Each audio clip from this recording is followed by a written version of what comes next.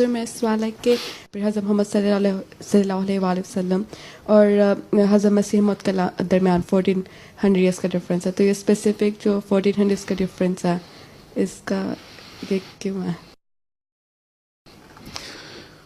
14 کے جو 14 کا ایئر ہے نا، اس کی ایک حدیث نے یہ بھی تشریح کی ہوئی ہے کہ ایک زمانہ جب گزر جاتا ہے تو آہستہ آہستہ چاند جو ہے وہ بھی 14ویں دن پہ آگے پورا برائٹ چاند بنتا ہے.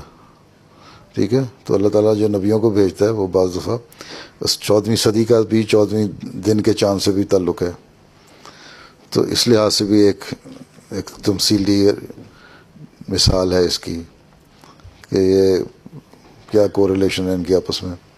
ٹھیک ہے، تو ایک زمانہ آتا ہے اس میں یہ تو نہیں تھا اندھیرا ہوتا ہے، لیکن اندھیرے میں روشنیاں آتی رہتی ہیں چھوٹی چھوٹی. آخر فل مون آ جاتا ہے. فل مون جو آتا ہے وہ ایسے لوگ جو نون نبی ہوتے ہیں ان کو اللہ تعالیٰ پھر بھیج دیتا ہے. ٹھیک، وسلم کے اور حضرت عیسیٰ کے درمیان بھی 14 نہ وسلم اور مسیح علیہ السلام کے 14 کا، حضرت موسیٰ اور حضرت عیسیٰ کے درمیان 1400 سال کا ذکر ہے، فرق ہے. تو یہ فرق چل رہے ہیں. اس کی ایک مثال یہ بھی ہے 14ویں کے چاند سے.